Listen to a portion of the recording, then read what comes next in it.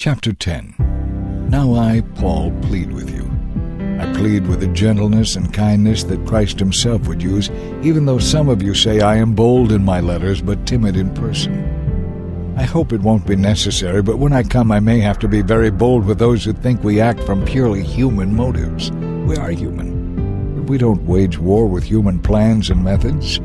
We use God's mighty weapons, not mere worldly weapons, to knock down the devil's strongholds.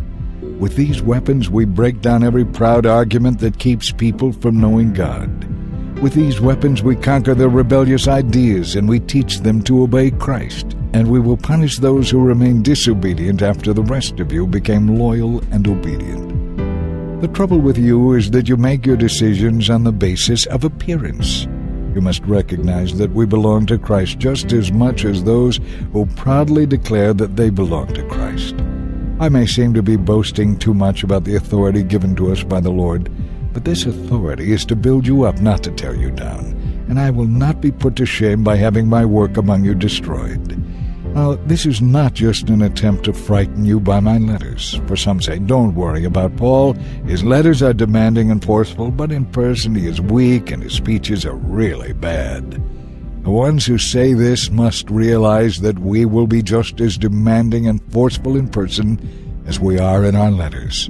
Oh, don't worry. I wouldn't dare say that I am as wonderful as these other men who tell you how important they are, but they are only comparing themselves with each other and measuring themselves by themselves. What foolishness!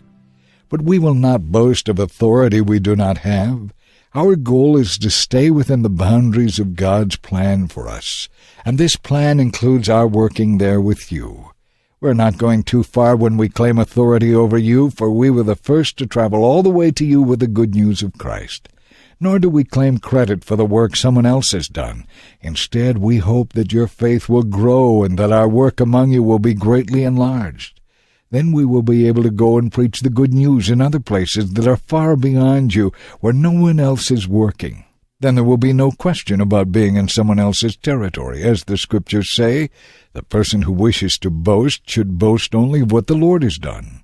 When people boast about themselves, it doesn't count for much. But when the Lord commends someone, that's different.